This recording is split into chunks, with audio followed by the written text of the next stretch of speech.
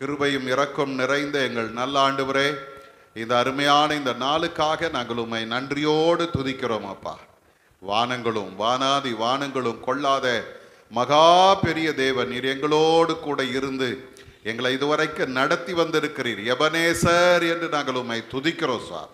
இந்த உன்னதமான ஆண்டவர் எங்களுடைய வாழ்விலை செய்த எல்லா நன்மைகளுக்காக உபகாரங்களுக்காக உம்மை துதிக்கிறோம் ஆண்டவரே. இந்த நாளிலும் உம்முடைய சமூகத்தில் நாங்கள் வந்து உம்மை துதிக்க உம்மை ஆராதிக்க நீர் எங்களுக்கு தந்த இந்த கிருபைக்காக உம்மை நன்றியோடு ஸ்தோத்திரிக்கிறோம். இந்த நேரத்தில் எங்களை முற்றிலுமாக உம்முடைய சமூகத்தில் ஒப்பு கொடுக்கிறோப்பா ஆண்டவரே. நாங்கள் சிறுகவும் நீர் பெருகவும் வேணும். உம்மை நாங்கள் உயர்த்துகிறோம். உம்முடைய திரு நாமம் எங்கள் மத்தியிலே மகிமைப்படுவதாக. இந்த நேரத்திலும் நாங்கள் உம்முடைய வார்த்தைகளை தியானிக்கும் பொழுது ஆண்டவர் எங்களோடு கூட இடைபடும்படியாய் ஜெபிக்கிறோம் சுவாமி. எல்லா தடைகளை மாற்றும், எங்களுடைய சிந்தைகளை ஒருமுகப்படுத்தும், எங்களுடைய எண்ணங்களை சீர்படுத்தும். கண்மலையும் மீட்பருமாகிய கர்த்தாவே, எங்களுடைய வாயின் வார்த்தையும் எங்களுடைய இருதயத்தின் தியானமும் உம்முடைய சமூகத்திலே பிரீதியாய் இருப்பதாக. ஆமேன். பரமண்டலங்களில் இருக்கிற எங்கள் பிதாவே, உம்முடைய நாமம் பரிசுத்தப்படுவதாக, உம்முடைய ராஜ்யம் வருவதாக, உம்முடைய சித்தம் பரமண்டலங்களில் செய்யப்படுவது போல பூமியிலும் செய்யப்படுவதாக. அன்றுள்ள ஆகாரத்தை எங்களுக்கு தாரும். எங்களுக்கு விரோதமாய் குற்றம் செய்கிறவர்களுக்கு நாங்கள் மன்னிக்கிறது போல எங்கள் குற்றங்களை எங்களுக்கு மன்னி. எங்களை சோதனைக்குட் பிரவேசிக்க பண்ணாமல் தீமையின் ரட்சித்துக் கொள்ளும். ராஜ்யமும் வல்லமையும் மகிமையும் என்றென்றைக்கும் முடிவுகளே. ஆமேன். ஆமேன்.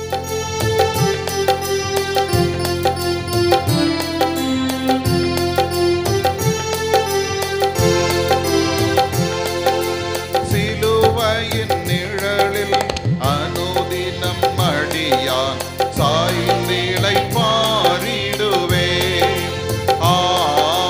சிலுவையின் நிழலில் அனுதினம் அடியான் சாய்ந்திலை பாரிடுவே. சிலுவையின் அன்பின் மறைவில் கிருபையின் இனிய நிழலில், சிலுவையின் அன்பின் மறைவில் கிருபையின் இனிய நிழலில், ஆத்துமனீசரின் அருகில், ஆத்துமனீசரின் அருகில் அடைகிறேன் ஆறுதல் மனதில். சிலுவையின் நிழலில் அனுதினம் அடியான் சாய்ந்திலை பாரிடுவே. பாவ பார சுமையதால் சோர்ந்தேன் தளர்ந்ததின் ஜீவியமே. பாவ பார சுமையதால் சோர்ந்தேன் தளர்ந்ததின் ஜீவியமே. சிலுவை அண்டை வந்ததனால் சிறந்த சந்தோஷம் கண்டதனால், சிலுவை அண்டை வந்ததனால் சிறந்த சந்தோஷம் கண்டதனால், இளைப்படையாது மேலோகம், இளைப்படையாது மேலோகம், ஏகுவேன் பரந்தே வேகம். சிலுவையின் நிழலில் அனுதினம் அடியான் சாய்ந்திலை பாரிடுவே. சிலுவையின் நிழலில் அனுதினம் அடியான் சாய்ந்திலை பாரிடுவே. நாம் நீண்ட வண்ணமாகவே முறை முறையாக வாசிக்க தெரிந்து கொண்ட வேத பகுதி சங்கீதங்களின் புஸ்தகம் 84ஆம் சங்கீதத்தை நாம் முறை முறையாக வாசிக்கலாம். சங்கீதம் 84. சேனைகளின் கர்த்தாவே, உமது வாசஸ்தலங்கள் எவ்வளவு இன்பமானவைகள்.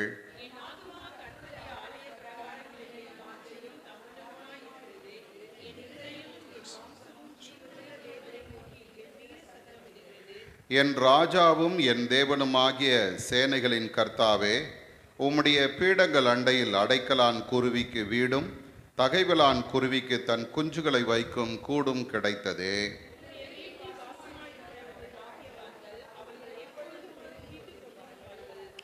உம்மிலே பலன் கொள்ளுகிற மனுஷனும் தங்கள் இருதயங்களில் செவ்வையான வழிகளை கொண்டிருக்கிறவர்களும் பாக்கியவான்கள்.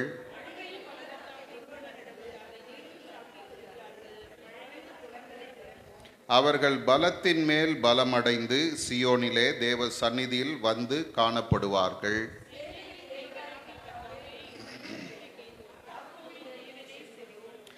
எங்கள் கேடகமாகிய தேவனே, கண்ணோக்கமாயிரும். நீர் அபிஷேகம் பண்ணினவரின் முகத்தை பாரும்.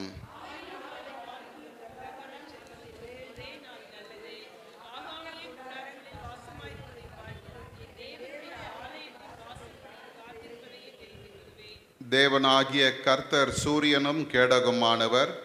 கர்த்தர் கிருபையும் மகிமையும் அருளுவார். உத்தமமாய் நடக்கிறவர்களுக்கு நன்மை வழங்காதிரார். பாக்கியவா. ஆண்டவர் தாமே இந்த திருவசனங்களை ஆசீர்வதித்து தருவாராக.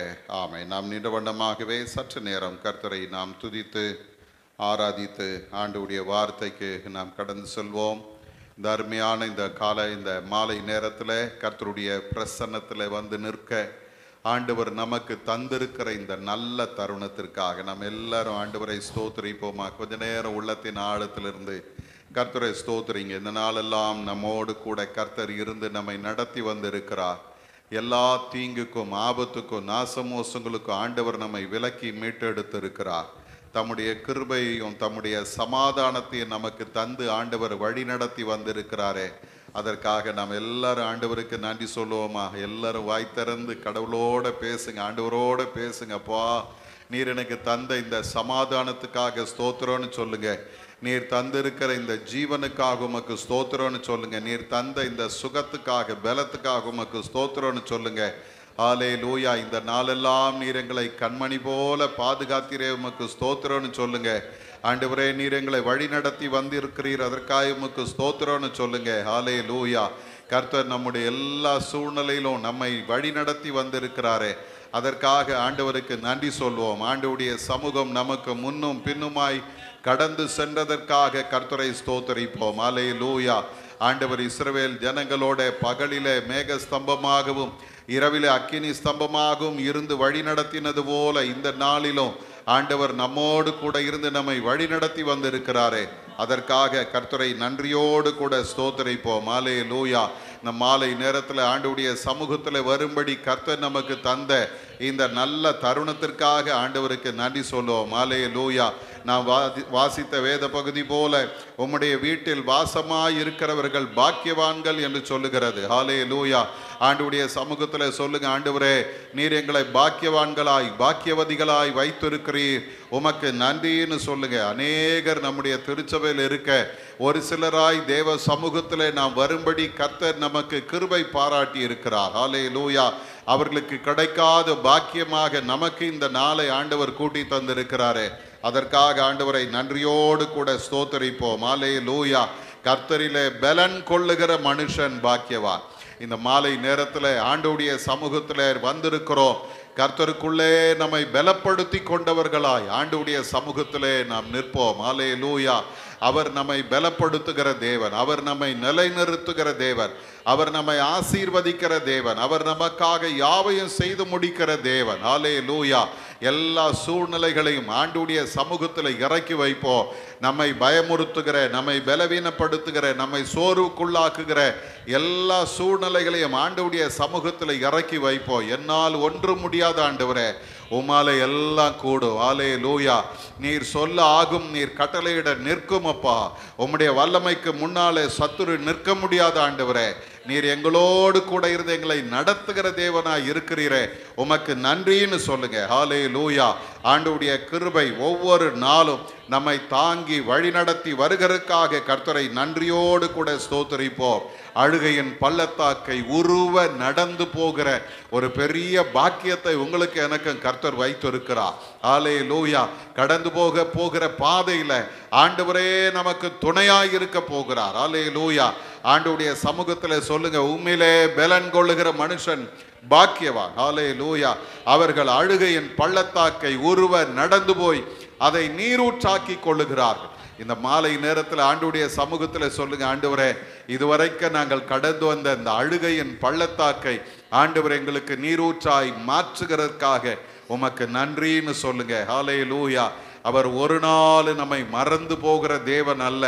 அவர் நம்மை கை நெகிழ்ந்து போகிற தேவன் அல்ல.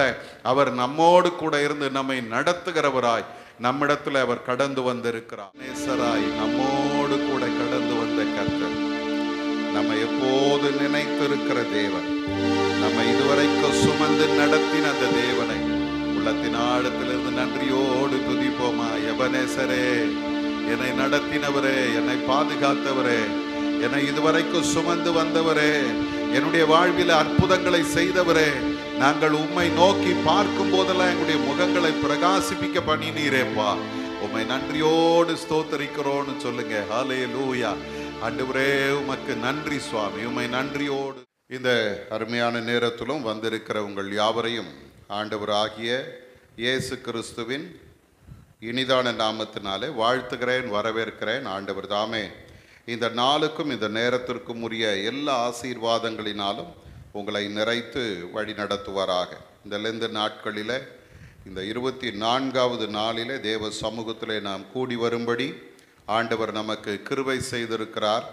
அதற்காக கர்த்தருக்கு நாம் நன்றி சொல்வோம். கடந்து வந்த ஒவ்வொரு சூழ்நிலையிலும் ஆண்டவர் நமக்கு எபனேசராய் இருந்திருக்கிறார். அல்லேலூயா, அல்லேலூயா, அல்லேலூயா. கர்த்தர் இந்த நாளிலும் நம்மோடு கூட இடைபடுவாராக. இந்த லெந்து நாட்களுக்காக தெரிந்து கொண்ட வேத வசனம் 1 கொரிந்தியர் 1ஆம் அதிகாரம் 26வது வசனத்தினுடைய முதல் பகுதி. எப்படியெனில், சகோதரரே, நீங்கள் அழைக்கப்பட்ட அழைப்பை பாருங்கள். நீங்கள் அழைக்கப்பட்ட அழைப்பை பாருங்கள். அருமையானவர்களே, இந்த நாட்களில் ஆண்டவர் நம்மை எதற்காக அழைத்திருக்கிறார் என்று சொல்லி அநேக பரிசுத்தவான்களுடைய வாழ்க்கையை குறித்து நாம் பார்த்து அதை நம்முடைய வாழ்க்கையில் நாம் அதை ஏற்றுக்கொண்டு செய்யும்படி கர்த்தர் நமக்கு ஆலோசனைகளை கொடுத்து கொண்டிருக்கிறார். இந்த நாளிலும் நாம் பார்க்கிற ஒரு அழைப்பு என்னவென்றால், பாடுகளின் மூலமாக கர்த்தருக்கு சாட்சியாய் வாழ அழைப்பு. பாடுகள் இல்லாத கிறிஸ்தவ வாழ்க்கை கிடையாது. இன்னைக்கு நிறைய நேரங்களில் நாம் கேட்கிற வார்த்தைகள் எப்படி இருக்குது அப்படின்னு பார்த்தீங்கன்னா, நீ இயேசுவை ஏற்றுக்கொண்டால் உனக்கு வியாதி கிடையாது, வியாதியிலிருந்து ஆண்டவர் உனக்கு விடுதலையை தருகிறார், பிரச்சனைகளிலிருந்து உனக்கு ஆண்டவர் விடுதலையை தருகிறார், கடனிலிருந்து கர்த்தர் உனக்கு விடுதலையை தருகிறார், சண்டைகளிலிருந்து கர்த்தர் உனக்கு விடுதலையை தருகிறார், உனக்கு எதிராய் எழும்புகிற எந்த ஆயுதமும் வாய்க்காதே போகும் என்று ஆண்டவருடைய வசனத்தை வைத்தே இன்றைக்கு சொல்லி கொண்டிருக்கிறோம். ஆனால் எந்த இடத்திலும் ஆண்டவர் பாடுகள் இல்லாமல் கிறிஸ்தவ வாழ்க்கை தருகிறேன் என்று வாக்கு பண்ணவே இல்லை. இன்னைக்கு அநேக நேரங்களிலே நாம் தவறாக இந்த சுவிசேஷத்தை புரிந்து கொண்டிருக்கிறோம். நாம் அவரோடு கூட பாடுகளை சகிக்க வேண்டும் என்றுதான் ஆண்டவர் உங்களை என்னை அழைத்திருக்கிறார். அல்லேலூயா. அப்போஸ்தலனாகிய பவுல் சொல்வார், அவரோடு கூட பாடுகளை சகித்தால் அவரோடு கூட ஆளுகை செய்வோம். இந்த வார்த்தையை சொன்ன பவுல் அப்போஸ்தலரை தான் இன்றைக்கு நாம் சிந்திக்க போகிறோம். அப்போஸ்தலர் நடவடிக்கைகளின் புத்தகத்தில் 9ஆம் அதிகாரம் 15வது வசனத்தை நீங்கள் வாசித்து பார்ப்பீர்களானால், இந்த பவுலை கடவுள் எதற்காக அழைத்தார், எப்படிப்பட்ட அழைப்பு அவனுக்கு கொடுக்கப்பட்டது என்று நாம் அங்கே பார்க்கலாம். என்ன சொல்றாரு பாருங்க. அதற்கு கர்த்தர், நீ போ, அவன் புறஜாதிகளுக்கும் ராஜாக்களுக்கும் இஸ்ரவேல் புத்திரருக்கும் என்னுடைய நாமத்தை அறிவிக்கிறதற்காக நான் தெரிந்து கொண்ட பாத்திரமாயிருக்கிறான். அவன் என்னுடைய நாமத்தின் நிமித்தம் எவ்வளவாய் பாடுபட வேண்டும் என்பதை நான் அவனுக்கு காண்பிப்பேன் என்றார். அல்லேலூயா. அருமையானவர்களே, இந்த முதல் வசனம் ரொம்ப அருமையா இருக்குது இல்லையா? ராஜாக்களுக்கும் புரஜாதிகளுக்கும் இஸ்ரவேல் புத்திரருக்கும் என்னுடைய நாமத்தை அறிவிக்கிறதுக்காக நான் தெரிந்து கொண்ட பாத்திரம். அது வரைக்கும் நிறுத்திட்டு இருந்தா பவுலினுடைய ஊழியத்தை நீங்க பார்த்தீங்கன்னா ராஜபோகமான வாழ்க்கையாக சந்தோஷமான ஊழியமா இருந்திருக்கும். ஆனா அதுக்கு அடுத்த பகுதியில ஆண்டவர் சொல்றாரு, அவன் என்னுடைய நாமத்தின் நிமித்தம் எவ்வளவாய் பாடுபட வேண்டும் என்பதை நான் அவனுக்கு காண்பிப்பேன் என்று சொல்றார். அப்ப அழைப்பிலேயே அந்த பாடுகள் பவுலுக்கு கொடுக்கப்படுகிறது. எவ்வளவாய் பாடுபட வேண்டும் என்பதை அவனுக்கு நான் காண்பிப்பேன். இன்றைக்கு அருமையான தேவஜனமே, இந்த பவுலினுடைய வாழ்வு ஆரம்பத்தை பார்த்தீங்கன்னா, அவர் ஒரு பெரிய பணக்கார மனுஷன். அவங்க அப்பா பிஸ்னஸ் பண்ணவர், அவருக்கு அநேக சொத்துக்கள் இருந்தது. அவர் ஒரு பெரிய படிப்பாளி. அந்த நாட்களிலே கமாலியல் என்கிற ஒரு பெரிய தத்துவ ஞானியினிடத்தில் அவர் கற்றுக்கொண்டார். அரிஸ்டாட்டிலுக்கு அடுத்தது கமாலியல். கமாலியலினுடைய பாதத்தில் உட்கார்ந்து கற்றுக்கொண்டவர். இன்னைக்கு நம்ம டாக்டரேட் முடிச்சிட்டாங்க, பிஹெச்டி முடிச்சிருக்கிறாங்க, அவர் பெரிய ஆளு அப்படின்னு நம்ம சொல்றோம் இல்லைங்களா? அந்த காலத்திலேயே அவருடைய படிப்பு, பல பிஹெச்டிகளை படித்த ஒரு பெரிய அறிவாளி. அவருக்கு தெரியாத விஷயங்கள் கிடையாது. அவருக்கு அவருடைய வாழ்க்கையில் அவர் பெறாத நன்மைகள் கிடையாது. அவ்வளவு மேன்மைகளையும் நன்மைகளையும் பெற்று வாழ்ந்த ஒரு வாலிபன். அவனுடைய வாழ்க்கையில இதெல்லாவற்றையும் அவன் அனுபவிக்கும் போது, பிலிப்பியர் 3ஆம் அதிகாரத்தை நீங்க வாசிங்கன்னா தெரியும், அவன் பக்தி வைராக்கியம் கொண்டு தன் தேவனுக்காக வாழ்ந்த மனிதன், நீதியின்படி குற்றம் சாட்டப்படாதவன். அந்த அளவுக்கு நல்ல ஒரு வைராக்கியமான தேவ பயமுள்ள வாழ்க்கை வாழ்ந்தவன். இந்த நிலையில தான் வேதம் பவுலை அறிமுகப்படுத்துகிறது. சவுல் அப்படின்னு சொல்லுது. இந்த பவுலினுடைய வாழ்க்கை நீங்க பார்த்தீங்கன்னா, கிறிஸ்தவத்தை முற்றிலுமாக உலகத்திலிருந்து அகற்றுவேன் என்கிற ஒரு எண்ணம் பவுலுக்குள்ள இருந்தது. ஆகவே நீங்க பார்த்தீங்கன்னா, கிறிஸ்தவர்களை துன்பப்படுத்த வேண்டும் என்பதுதான் அவனுடைய வாஞ்சை. அப்படிப்பட்ட ஒரு நிலையில தான் ஸ்தேவான் கொலை செய்யப்படுவதற்கு சவுல் சம்மதித்திருந்தான் என்று வேதம் சொல்லுகிறது.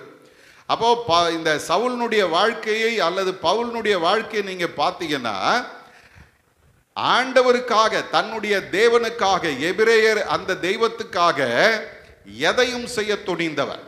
இந்த நிலையில தான் முதல்ல நீங்க பார்த்தீங்கன்னா, ஆண்டவர் அவருடைய ஊழியத்திற்கென்று ஆயத்தப்படுத்துகிறார். எப்படி ஆயத்தப்படுத்துகிறார்? முதல்ல அவனுடைய சுயத்தை கர்த்தர் உடைக்கிறார். நான், என்னுடைய நீதி, என்னுடைய பரிசுத்தம், என்னுடைய பக்தி வைராக்கியம் என்கிற அந்த நிலையை ஆண்டவர் உடைத்தெறிகிறார். வாசி பாருங்க, அப்போஸ்தலர் நடபடிகளின் புத்தகம் 9ஆம் அதிகாரத்திலே 1வது 2வது வசனத்தை வாசிக்கும் பொழுது, இந்த பவுலினுடைய அல்லது சவுலினுடைய அந்த வேகம் எப்படி இருக்கு பாருங்க. சவுல் என்பவன் இன்னும் கர்த்தருடைய சீஷரை பயமுறுத்தி கொலை செய்யும்படி சீறி பிரதான ஆசாரியரிடத்துக்கு போனான். இந்த சீரி என்ற அந்த வார்த்தையை நீங்க நம்ம சாதாரணமாய் புரிந்து கொள்வது எப்படின்னா, பயமுறுத்துகிற ஒரு நிலை இல்லையா? பாம்பு அது கிட்ட போனோம்னா அது என்ன பண்ணுமா? சீரும். பக்கத்துல வராத, என் பக்கத்துல வந்தீங்கன்னா உனக்கு என்ன இருக்குது? ஆபத்து இருக்குது, வேகம். இந்த பவுலை குறித்து வேதம் சொல்லுகிறது. அவன் என்ன பண்றானா, சீறினான். எப்படியும் இந்த ஜனங்களை நான் அழித்து விடுவேன், எப்படியும் இந்த ஜனங்களை நான் பயமுறுத்துவேன், எப்படியும் இந்த கிறிஸ்தவ மார்க்கத்தை நான் முற்றிலும் நிர்மூலமாக்குவேன் என்கிற சீரி பிரதான ஆசாரியிடத்திலே போய் அவன் என்ன செய்தானாம்? இந்த மார்க்கத்தாராகிய புருஷரை ஆகிலும் ஸ்திரீகளை ஆகிலும் நான் கண்டுபிடித்தால் அவர்களை கட்டி எருசலேமுக்கு கொண்டு வருவேன். இல்ல, அவனுடைய 2வது காரியம் என்ன தெரியுமா? இந்த ஜனங்களை, கிறிஸ்தவர்களை நான் கட்டி எருசலேமுக்கு கொண்டு வந்து கொடுமைப்படுத்துவேன் அப்படின்ற ஒரு எண்ணம் அவனுக்குள்ள இருந்தது. இந்த வேகத்தோடு அவன் போகிறான். நீங்க கொஞ்சம் இந்த பவுலினுடைய இந்த நிலையை நீங்க கற்பனை பண்ணி பார்த்தீங்கன்னா, அந்த நேரம் அவனுக்கு முன்னால எப்பேற்பட்டவர்கள் வந்திருந்தாலும் அவர்களை ஒன்றுமில்லாமல் நிர்மூலமாக்கி இருப்பான். அப்படிப்பட்ட ஒரு வேகம் அவனுக்குள்ள இருந்தது. ஆனா ஆண்டவரே நேரடியாக அவனை சந்தித்தார். 3வது வசனம் சொல்லுகிறது, அவன் பிரயாணமாய் போய் தமஸ்குவுக்கு சமீபித்த பொழுது சடுதியிலே வானத்திலிருந்து ஒரு ஒளி அவனை சுற்றி பிரகாசித்தது. அவன் தரையிலே விழுந்தான். நல்ல கவனிங்க, தரையிலே விழுந்தான்.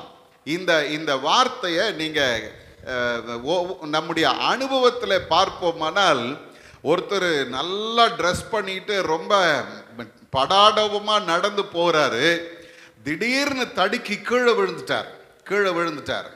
அவர் எழுந்திருக்கும் போது அவருடைய ட்ரெஸ் எல்லாம் என்ன ஆயிருக்கு? அழுக்காயிருக்கு. நீங்க அவரை பார்க்கும்போது முதல்ல பார்த்த அந்த மரியாதை இருக்காது. இப்ப பார்க்கும்போது எப்படி பார்ப்பீங்க தெரியுமா? ஐயோ பாவம், நல்லா நடந்து வந்தாருங்க, திடீர்னு விழுந்துட்டாருங்க. அப்போ அந்த மேன்மை எல்லாம் போயிடுது. ஒன்றும் இல்லை, ஆண்டவர் முதல்ல அவனுடைய மேன்மையை தட்டுறாரு, கீழே விழுகிறார். அடுத்தது பாருங்க, ஆண்டவர் அவனோடு பேசுகிறார். சவுலே சவுலே, நீ என்னை ஏன் துன்பப்படுத்துகிறாய் என்று தன்னுடனே சொல்லுகிற ஒரு சத்தத்தை கேட்டான். கேட்கும் போதுதான் இந்த பவுல் பாருங்க, நான் செய்வேன், நான் கொல்லுவேன், நான் கட்டுவேன் என்று சீறி போன மனுஷன் இப்ப அவனுடைய வார்த்தையின் தோற்றம், அந்த அந்த வார்த்தையினுடைய தன்மை மாறுகிறது. இப்ப அவன் என்ன சொல்றான் தெரியுமா? ஆண்டவரே நீர் யார்? அல்லேலூயா.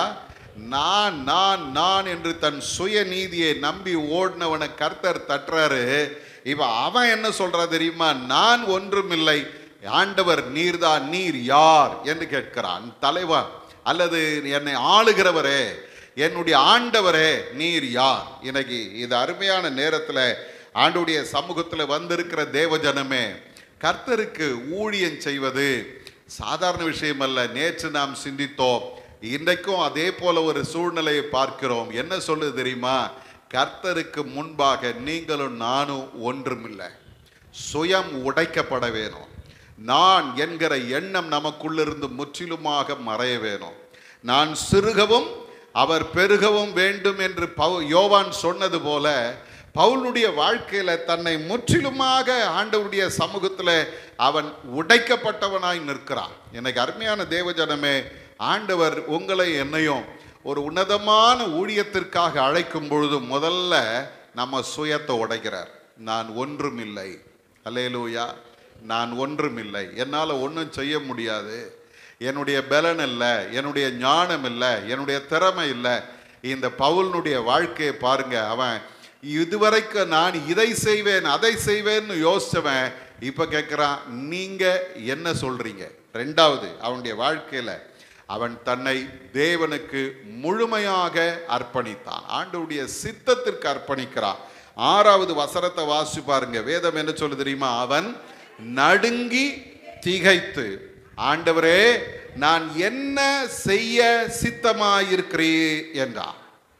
எனக்கு அருமையான தேவஜனமே, முதல்ல அவனுடைய சுயத்தை கர்த்தர் உடைச்சாரு. 2வது அவனுடைய திட்டங்களை கர்த்தர் உடைச்சிட்டார்.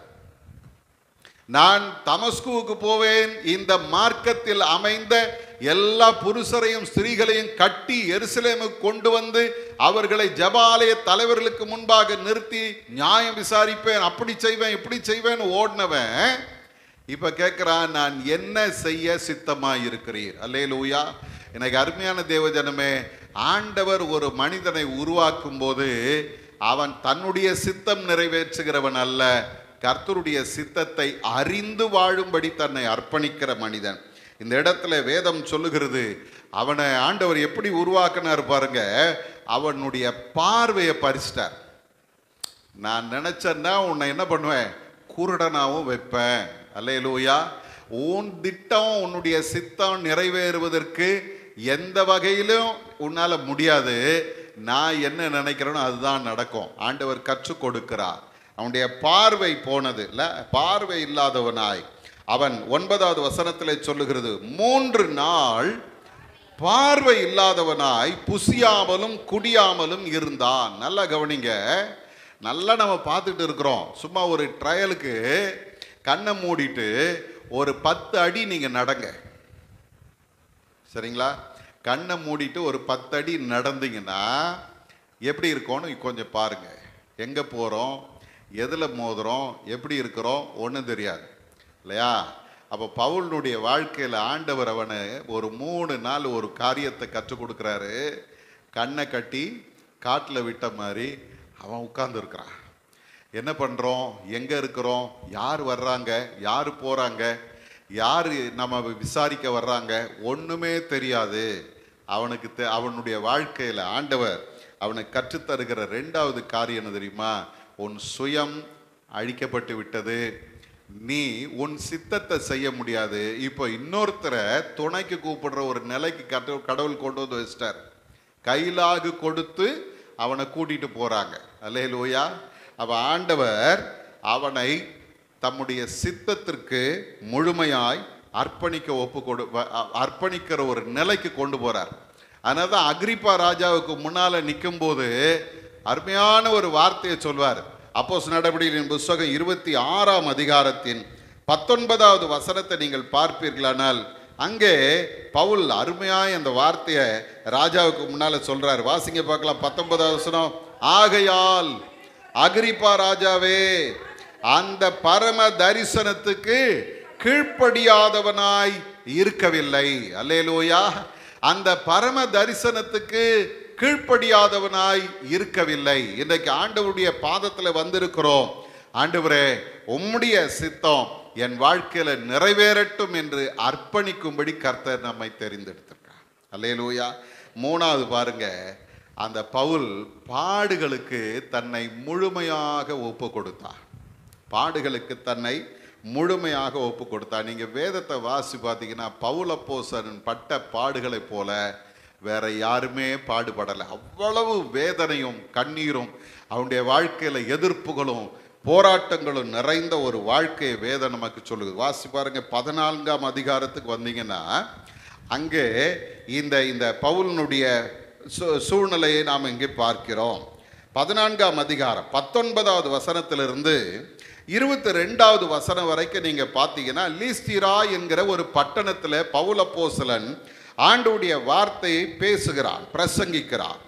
அங்கே நிறைய ஜனங்க இந்த பவுல் மூலமாக நடந்த அற்புதத்தை பார்த்து பவுலையும் பர்னபாவையும் யூபித்தர் என்றும் மெர்க்குரி என்றும் புகழ்ந்து இவங்களுக்கு பலி செலுத்தும்படியாய் வந்தாங்க. கொஞ்சம் யோசிச்சு பாருங்க. இந்த சூழ்நிலை நீங்க பார்த்தீங்கன்னா 8வது வசனத்துல நீங்க பார்க்கும் 8ல இருந்து பார்த்தீங்கன்னா அங்க ஒரு மனிதனை அவன் பார்க்கிறான், பவுல் பார்க்கிறான். அவன் தன் தாயின் வயிற்றில் பிறந்தது முதல் சப்பானி. இந்த சப்பானிய இவர் என்ன பண்றாரு தெரியுமா? 10வது வசனம். நீ எழுந்து காலூன்றி நிமிர்ந்து நில் என்று உரத்த சத்தத்தோட சொன்னான். உடனே அவன் குதித்து எழுந்து நடந்தான். நல்லா கவனிங்க, நடந்தா. இந்த பவுல் செய்த இந்த அற்புதத்தை கண்ட உடனே அங்க இருந்த ஜனங்கள்லாம் என்ன சொல்றாங்க தெரியுமா? தேவர்கள் மனுஷ ரூபம் எடுத்து நம்மிடத்தில் இறங்கி வந்திருக்கிறார்கள் அப்படின்னு சொல்லி இவர்கள் அவங்கள பர்னபாவை யூபித்தர் என்றும் பவுல் பிரசங்கம் பண்ணதுனால அவனை மெர்க்குரி என்றும் சொல்லி அவனை புகழுறாங்க. இப்போ அங்க இருந்த பூசாரிங்க என்ன பண்ணாங்களே தெரியுங்களா? யூபித்தருடைய கோயில் பூசாரிகள் இவங்களுக்கு பலி செலுத்தும்படி எருதுகளையும் பூமாலைகளையும் அவர்கள் கொண்டு வந்தார். இப்போ பவுல் சொல்றாரப்பா, நாங்க சாதாரணமான ஆட்கள் தான் அப்படின்னு சொல்லி அவங்கள அமர்த்துகிறான். அல்ல, ஆண்டவரை குறித்து அங்க பேசுகிறான் எல்லாம். இப்ப கவனிங்க, ஒரு அற்புதம் செஞ்சிட்டாங்க. ஜனங்க எப்படி சொல்றாங்க தெரியுமா? இவங்க தேவர்கள் நம்மத்திலே வந்திருக்கிறார். இப்போ இந்த காலமா இருந்துச்சுன்னா என்ன பண்ணியிருப்பாங்க தெரியுமா? கூட்டு போய் நல்லா பிரியாணி எல்லாம் போட்டு, ஐயா எங்க வீட்டில் ஒரு ஜெபம் பண்ணிட்டு போங்கய்யா, நீங்க அங்க ஒரு முடவனை நடக்க வச்ச மாதிரி எங்க வீட்டில் நிறைய பிரச்சனை இருக்கு, ஜெபம் பண்ணுங்க, இங்க ஜெபம் பண்ணி முடிச்சுதான் இன்னொரு வீடு, அப்படியே சுத்தி சுத்தி கூட்டு போயிடுவாங்க. ஆனா இங்க என்ன நடக்கு தெரியுமா? இந்த பவுலுக்கு எதிராக ஒரு கூட்டம் எழும்புகிறது. 19வது வசனத்துல சொல்லுகிறது, அந்தியோகியாவிலும் இக்கோனியாவிலும் இருந்து சில யூதர்கள் வந்து ஜனங்களுக்கு போதனை பண்ணி பவுலை கல்லெறிந்து அவன் மரித்து போனான் என்று எண்ணி அவனை பட்டணத்துக்கு வெளியிலே தூக்கி கொண்டு போனாங்கல்ல, இழுத்து கொண்டு போனார்கள். நல்லா கவனிங்க. அந்த மனுஷன் செத்து போயிட்டான், முடிஞ்சுது அப்படின்னு இழுத்து கொண்டு போய் பட்டணத்துக்கு வெளியே விட்டார்கள். பைபிள் சொல்லுது, கொஞ்ச நேரத்தில் பவுல் எழுந்திரிச்சிட்டாரு. அப்புறம் எழுந்து பட்டணத்திற்குள் பிரவேசித்தான்.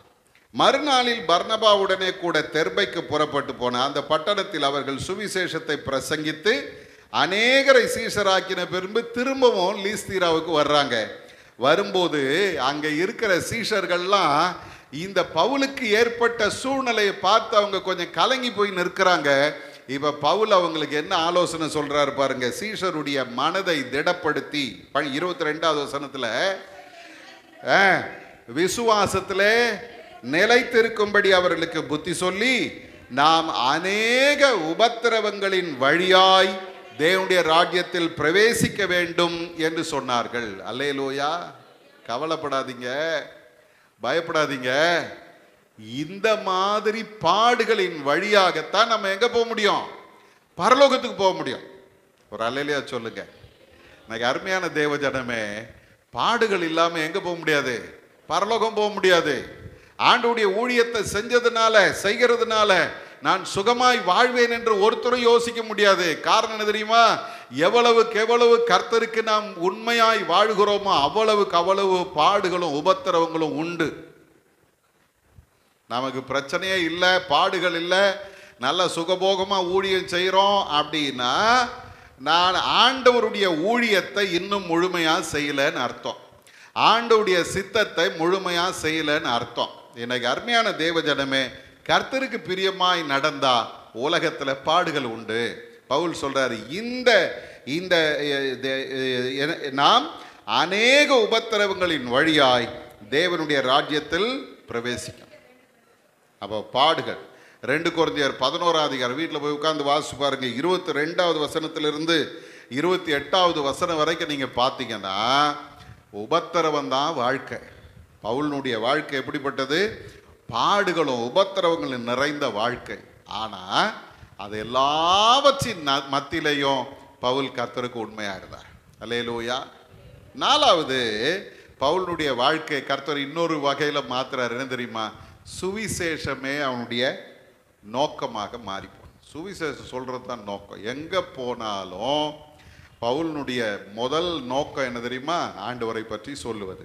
வேதத்தை வாசி பாருங்க. 1 தெசலோனிக்கர் 1 அதிகாரம் 5வது வசனத்தில் நீங்க பார்த்தீங்கன்னா, இந்த தெசலோனிக்க திருச்சபையில் இவங்க பிரசங்கம் பண்ண போகும்போது எப்படி போனாங்களாம் பாருங்க. எங்கள் சுவிசேஷம் உங்களிடத்தில் வசனத்தோட மாத்திரமல்ல, வல்லமையோடும் பரிசுத்த ஆவியோடும் முழு நிச்சயத்தோடு வந்தது.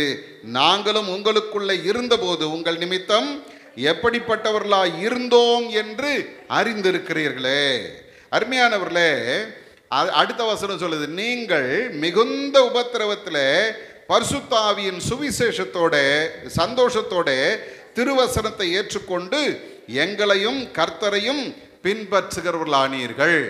அப்போ பவுல் அப்போஸ்தலன் சொல்றாரு தெசலோனிக்கே பட்டணத்தை பார்த்து, நீங்கள் எப்படி இருந்தீங்க? உபத்திரவங்களின் மத்தியில நீங்கள் பரிசுத்த ஆவியின் சந்தோஷத்தோட திருவசனத்தை ஏற்றுக்கொண்டீர்கள். அப்போ ஆண்டவருடைய வேதம் நமக்கு கற்றுத்தருகிறது, எந்த சூழ்நிலையிலும் கர்த்தருடைய சுவிசேஷம் வேகமாய் பரவுகிறது. பாடுகளின் மத்தியில, உபத்திரவங்களின் மத்தியில சுவிசேஷம் பரவினது. அப்போஸ்தலர் 17ஆம் அதிகாரத்துக்கு வந்தீங்கன்னா அங்கே இந்த பவுலை குறித்து பார்க்கும்போது ஆச்சரியமா இருக்கும்.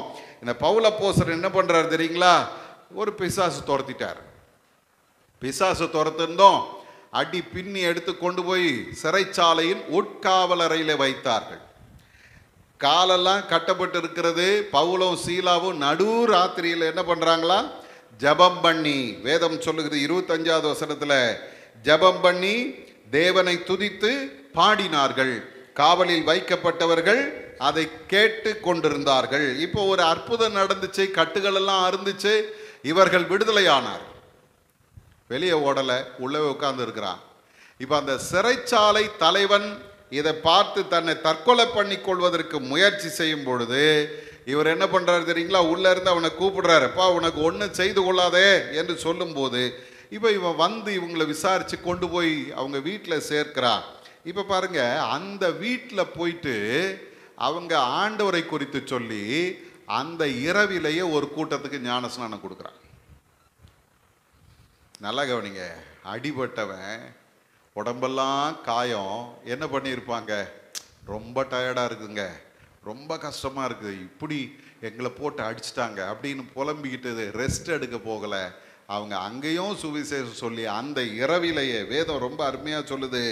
அவனும் அந்த 32வது வசனத்தில் சொல்லுது, அவனுக்கு அவன் வீட்டில் இருந்த யாவருக்கும் கர்த்தருடைய வசனத்தை போதித்தார்கள். மேலும் ராத்திரியில் அந்நேரத்தில் தானே அவன் அவர்களை அழைத்து கொண்டு போய் அவர்களுடைய காயங்களை கழுவினான். அவனும் அவனுடையவர்கள் அனைவரும் உடனே ஞானஸ்நானம் பெற்றார்கள். அல்லேலூயா. கவனிங்க, ஆண்டவருடைய சுவிசேஷம் பாடுகளின் மத்தியிலையும் சொல்லப்பட்டது. ஆண்டவருடைய சுவிசேஷம் சூழ்நிலைகள் எதிராக இருந்தாலும் பவுல் மூலமாய் சொல்லப்பட்டது. அதே போல் அப்போஸ்தலர் 16ஆம் அதிகாரத்தில் நீங்கள் பார்த்தீங்கன்னா 17ஆம் அதிகாரத்தில் 15வது வசனத்திலிருந்து 23வது வசனம் வரைக்கும் நீங்கள் பார்த்தீங்கன்னா அத்தேனே என்கிற ஒரு இடத்துக்கு இவங்க எதேச்சா போகிறாங்க. அங்கே போன உடனே இவரை விட்டுட்டு எல்லாம் அப்படி கொஞ்சம் சுற்றி பார்க்கறதுக்கு போனால் இந்த பவுல் பார்க்குறாரு, அங்கே ஒரு மேடை இருக்குது. அதுக்கு பேர் என்ன தெரியுமா? மார்ஸ் மேடை. அந்த மேடையில் ஒரு வாசகம் போட்டிருக்குது, என்ன தெரியுமா? அறியப்படாத தேவனுக்கு என்று அந்த மேடைக்கு பேர் வச்சிருக்காங்க. இப்போ பவுல்கிட்ட ஏதாவது நீ பேசு அப்படின்ன உடனே அவன் என்ன சொல்கிறான் பாருங்க, 23வது வசனத்தில், எப்படி என்றால் நான் சுற்றி திரிந்து உங்கள் ஆராதனைக்குரியவைகளை கவனித்து பார்த்த பொழுது அறியப்படாத தேவனுக்கு என்று எழுதியிருக்கிற ஒரு பலிபீடத்தை கண்டேன். நீங்கள் அறியாமல் ஆராதிக்கிற அவரையே நான் உங்களுக்கு அறிவிக்கிறேன். பாருங்க, சூழ்நிலையை அப்படியே கொண்டு வந்து எங்கே கொண்டு வந்து நிறுத்துறாரு தெரியுமா? ஆண்டவரை அறிமுகப்படுத்துகிற இடத்துல நிறுத்துறாரு. அறியப்படாத தேவனுக்கு நீங்கள் சொல்றீங்களே, அந்த அறியப்படாத தேவனைத்தான் நான் உங்களுக்கு அறிவிக்கிறேன். அல்லேலூயா. அங்கே ஒரு பெரிய மாற்றம் வருது. இன்னைக்கு அருமையான தேவஜனமே, நம்முடைய வாழ்க்கையில் என்ன சூழ்நிலையானாலும் எப்பேற்பட்ட நிலையில் நாம் இருந்தாலும் கர்த்தருடைய சுவிசேஷத்தை சொல்லுவதற்கு நாம் ஆயத்தமாக இருக்கணும். அல்லேலூயா, ஆயத்தமாக இருக்கணும். பவுலை கர்த்தர் அப்படி அழைத்தார். பாடுகளின் மூலம் கர்த்தருக்கு சாட்சியாய் வாழ அழைத்தார். அவனுடைய சுயத்தை முதல்ல உடைச்சாரு. ரெண்டாவது, அவனை முற்றிலுமாக அர்ப்பணிக்கும்படி கர்த்தர் செய்தாரு. மூன்றாவது, பாடுகளுக்கு தன்னை முழுமையாய் ஒப்பு கொடுக்க வைத்தார். நான்காவது, எல்லா சூழ்நிலையிலும் சுவிசேஷமே அவனுடைய நோக்கமாய் இருந்தது. அல்லேலூயா. பவுலினுடைய வாழ்க்கையை நீங்கள் பார்த்தீங்கன்னா, அவர் பிரயாணம் பண்ணி பல இடங்களில் போய் ஆண்டவரை சொல்லி அநேக திருச்சபைகளை கட்டி எழுப்பினார். நான் ஏற்கனவே சொன்ன மாதிரி வேத அறிஞர்கள் சொல்கிறாங்க, இப்போ இருக்கிற மாதிரி டெக்னாலஜி பவுலுக்கு அன்னைக்கு கிடச்சிருந்துச்சுன்னா, என்னது டிவி, ரேடியோ, இன்டர்நெட்டுன்னு கிடச்சிருந்துச்சுன்னு வச்சுங்க, மொத்த உலகத்தையும் சுவிசேஷமாக்கியிருப்பான். அல்லேலூயா. அவ்வளவு ஒரு வைராக்கியம். இன்னைக்கு அருமையான தேவஜனமே, நம்ம ஆண்டவருக்கு அர்ப்பணிப்போமா? தகப்பனே, உமக்கு ஊழியம் செய்ய நான் ஒப்பு கொடுக்குறேன். பாடுகள் வந்தாலும் உபத்திரவங்கள் வந்தாலும் அவைகளின் மத்தியிலும் உமக்கு சாட்சியாய் வாழ என்னை அர்ப்பணிக்கிறேன் என்று நம்மை முழுமையாய் அர்ப்பணிப்போமா? எல்லாரும் தலைகளை தாழ்த்தி நம்மை ஆண்டவருக்கு அர்ப்பணிப்போம். சுயம் அநேக நேரங்களில் கர்த்தருக்கு நம்மை பயன்படாதவர்களாய் வைத்து கொண்டிருக்கிறது. சில நேரங்களில் ஆண்டவருக்கு விரோதமாக பேச வைக்கிறது, ஊழியங்களுக்கு விரோதமாக பேச வைக்கிறது. எனக்கு ஆண்டவர் பவுலினுடைய வாழ்வை முதல்ல அவர் தொட்டது எது தெரியுமா? சுயத்தை தான் தொட்டார். அவனுடைய சுயம் உடைக்கப்பட்டது. தமஸ்குவுக்கு போகிற வழியில் தரையில் விழுந்து கிடக்கிறான், பார்வையற்றவனாய் கிடந்தான். அங்கதான் அவன் சொல்றான், ஆண்டவரே நீர் யார்? இதுவரைக்கும் நான் ஆண்டவரை அறிந்திருக்கிறேன், நான் ஆண்டவருக்கு வைராக்கியமாய் இருக்கிறேன், அவருக்காக நான் சபையை துன்பப்படுத்துவேன், கிறிஸ்தவர்களை அழிப்பேன் என்று நினைத்தவன் இப்போதான் உணர்றான், ஆண்டவரே நீர் யார்? ரெண்டாவது, ஆண்டவர் ஆண்டவரே, நான் என்ன செய்ய சித்தமாயிருக்கிறீர்? தன்னை முழுமையாய் ஆண்டவருக்கு அர்ப்பணித்தார். இன்றைக்கு அருமையான தேவ ஜனமே, என் சித்தம் அல்ல ஆண்டவரே, உம்முடைய சித்தம் என் வாழ்க்கையில் நிறைவேறட்டும் சொல்லி ஒப்பு கொடுக்கிறவர்கள் கர்த்தருக்கு தேவை. மூன்றாவது, பாடுகளை முழுமையாக அவன் ஏற்றுக்கொண்டான். பாடுகளுக்கு தன்னை அர்ப்பணித்தான். பாடுகள், உபத்திரவங்கள், வேதனைகள் எல்லாவற்றின் மத்தியிலையும் கர்த்தருக்கு மட்டுமே அவன் முக்கியத்துவம் கொடுத்தான். நான்காவது, எங்கே போனாலும் எந்த சூழ்நிலையில் இருந்தாலும் சுவிசேஷம் சொல்லுவதே அவனுடைய நோக்கமாயிருந்தது. இன்னைக்கு ஆண்டவர் உங்களை என்னையும் அப்படி எதிர்பார்க்கிறார். நம்ம யார்கிட்ட பேசினாலும், எப்பேற்பட்டவர்களிடத்தில் நாம் பேசினாலும், எந்த சூழ்நிலையில் இருந்தாலும் கிறிஸ்துவை பற்றி பேசுகிறவர்கள். ஒருவேளை உலகம் நம்மை பைத்தியக்காரங்கன்னு சொல்லும், கவலைப்படாதீங்க. என்னுடைய தலை மேலே விழுந்த கடமை என்ன தெரியுமா? சுவிசேஷத்தை நான் சொல்லாவிட்டால் எனக்கு ஐயோ என்று பவுல் அப்போஸ்தலன் சொல்கிறான். அதே போல தான் நம்ம எல்லாருடைய தலைமையிலும் ஒரு கடமை இருக்கிறது.